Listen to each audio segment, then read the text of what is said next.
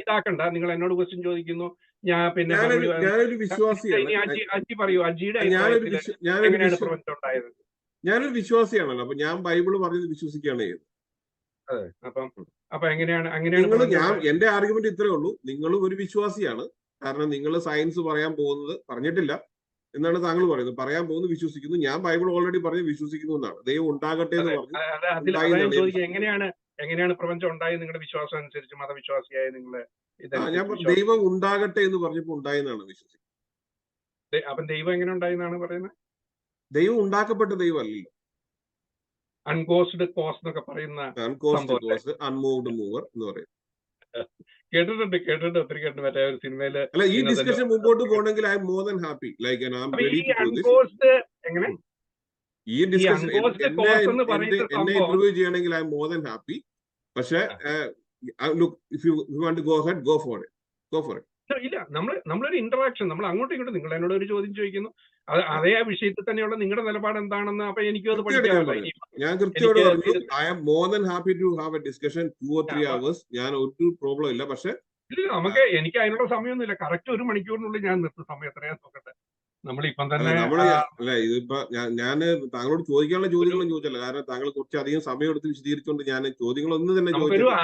അരമണിക്കൂറും കൂടെ. ഇവിടെ ഇപ്പൊ 5 മണിയായി. എനിക്ക് 5:30 എനിക്ക് വേറെ പരിപാടിക്ക് പോകണം.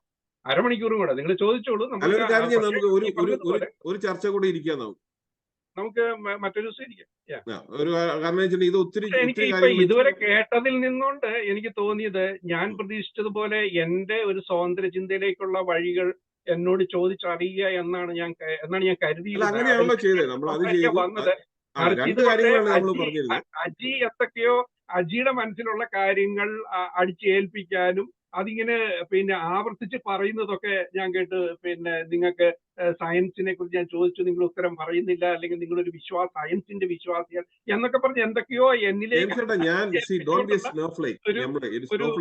ഒരു സംഭവമായിട്ട് എനിക്കത്. മറിച്ച് എന്നെ സംബന്ധിച്ചിടത്തോളം ഇതാണ് ഇപ്പം എത്തിസത്തിൽ ഞാൻ എങ്ങനെ ഒരു പിന്നെ സ്വതന്ത്ര ചിന്തകനായി എങ്ങനെ ഈ മതങ്ങളെയും അതിലേക്ക് വരാനുള്ള ശരിയായ സാഹചര്യങ്ങളൊക്കെയാണ് ചോദിക്കുന്നതെങ്കിൽ അത് പറയാന്നുള്ളത് മാത്രമേ ഞാൻ ഉദ്ദേശിക്കൂ. അതായത്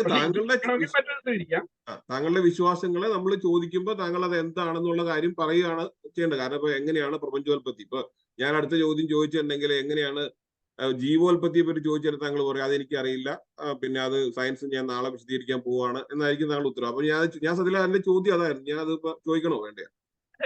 ഈ ജീവോൽപത്തി, ജീവപരിണാമമൊക്കെ ഞാനും പിന്നെ അജിയും ഒക്കെ സ്കൂളിൽ പഠിച്ചിട്ട് വന്നവരല്ലേ. തിയറി ഓഫ് എവല്യൂഷന് ജീവപരിണാമത്തെ കുറിച്ച് 9ാം ക്ലാസ്സിലെ ബയോളജി പുസ്തകത്തിൽ അജി പഠിച്ചിട്ടില്ലേ? അജി പരീക്ഷ എഴുതിയില്ലേ? ആ പരീക്ഷ എഴുതിയപ്പോൾ ദൈവം ഉണ്ടാക്കിയെന്നാണോ 9ാം ക്ലാസ്സിലെ? അന്ന് ജീവപരിണാമത്തെ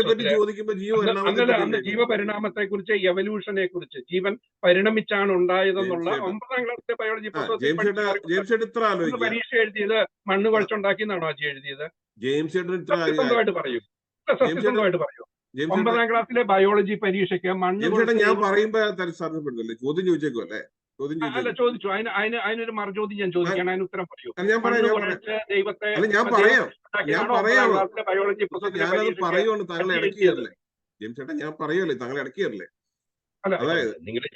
ഞാനതിന് മറുപടി ആയിട്ട് ഒരു കാര്യം പറയുമ്പോ എന്റെ ഇടയ്ക്ക് കയറാതെ നിങ്ങൾ എന്നാ പിന്നെ അത് കേട്ടിട്ട് അതിന് മറുപടി പറ. എന്റെ ചോദ്യത്തിന് ഈ ചോദ്യത്തിന് ഒന്ന് ഉത്തരം പറയാൻ പോവല്ലേ.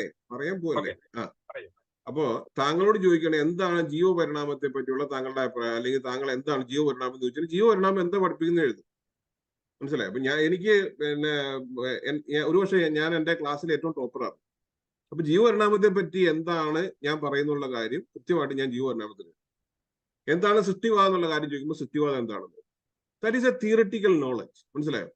അതിന്റെ അർത്ഥം ഇപ്പൊ ഞാനൊരു തിയറി ഓഫ് എവല്യൂഷനെ പറ്റി ഞാനൊരു തീസിസ് എഴുതിയെന്ന് വെച്ചോ, അല്ലെങ്കിൽ ഞാൻ അതിനെപ്പറ്റി ഒരു ഡിസർട്ടേഷൻ എഴുതിയെന്ന് വെച്ചോ, അതിന്റെ അർത്ഥം ഞാനത് വിശ്വസിക്കുന്നതാണോ?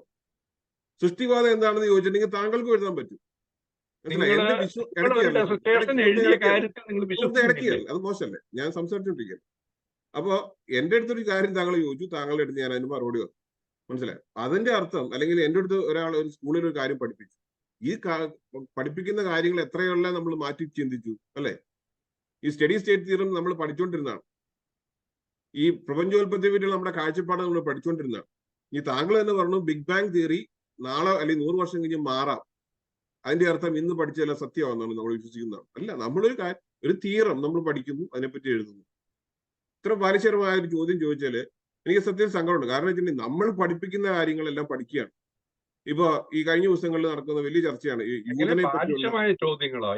ഇതിപ്പോ ഒരു നീണ്ട ടോക്കായി അജിയുടെ. ഇതാ ഞാൻ പറഞ്ഞത്, അജിക്ക് എന്തൊക്കെയോ പറഞ്ഞ് പിന്നെ എന്നിലേക്ക് അടിച്ചേൽപ്പിക്കണം എന്നുള്ള ഒരു ലക്ഷ്യത്തോടെയാണ്. അല്ലാതെ ഇത് എന്നോട് ഞാൻ വളരെ ലളിതമായിട്ടുള്ള ഒരു ചോദ്യമാണ് ചോദിച്ചത്. അതിന് അജി മറുപടി പറയാൻ തയ്യാറാണോ? എന്നാ പിന്നെ ഇത് മുന്നോട്ട് പോയി കഴിയുള്ളൂ. നിങ്ങൾ 9ാം ക്ലാസ്സിൽ എനിക്ക് എന്നോട് ജീവപരിണാമത്തെ കുറിച്ച് ചോദിച്ചാൽ എന്റെ അറിവെന്ന് പറഞ്ഞാൽ ഞാൻ 9ാം ക്ലാസ്സിലെ ബയോളജി പുസ്തകത്തിൽ പഠിച്ച അറിവ് മാത്രമേ ഉള്ളൂ. അതിനെക്കുറിച്ചൊന്നും ഞാൻ ഒറിജിൻ ഓഫ് സ്പീഷീസ് ഒന്നും പഠിച്ചിട്ടില്ല എന്ന് കരുതുന്നത്. ഞാൻ ചാൾസ് ഡാർവിനെ ഒന്നും വായിച്ചിട്ടില്ല എന്ന്, അല്ലെങ്കിൽ ലാമാർക്കിസോ ഒന്നും പഠിച്ചിട്ടില്ല എന്ന് കരുതിക്കുള്ളൂ. ആ അറിവ് എനിക്കുള്ളൂ. ആ അറിവ് വെച്ചാൽ ഞാൻ ചോദിക്കുന്നത്, നിങ്ങൾ ജീവപരിണാമത്തെ കുറിച്ച് നിങ്ങൾ എന്ത് ഉത്തരവാണ് എഴുതിയത്? സത്യസന്ധമായിട്ട് ഞാനത് പറഞ്ഞല്ലോ. നിങ്ങൾ എന്തൊക്കെയോ പറഞ്ഞു പോവുകയല്ലേ ചെയ്ത്. അതിന് മറുപടി പറയാനുള്ള ഉത്തരത്തിനുള്ള മറുപടി ഞാൻ ഒന്നും കൂടെ പറയാം. തിയറി ഓഫ് എവല്യൂഷൻ എന്താണെന്ന് ചോദിച്ചിട്ടുണ്ടെങ്കിൽ തിയറി ഓഫ് എവല്യൂഷൻ എന്താണെന്ന് കൃത്യമായിട്ട് ഞാൻ എഴുതിയിട്ടുണ്ട്. മനസ്സിലായോ? ഞാൻ സെക്കൻഡ് ഗ്രൂപ്പാണ് എടുത്ത് പഠിച്ചത്. തിയറി ഓഫ് എവല്യൂഷനെ പറ്റി ഞാൻ എഴുതിയിട്ടുണ്ട്. അതിന്റെ അർത്ഥം തിയറി ഓഫ് എവല്യൂഷൻ എന്താണെന്ന് എഴുതി. അതിൽ വിശ്വസിക്കാൻ അവിടെ പറഞ്ഞിട്ടില്ല. മനസ്സിലായോ?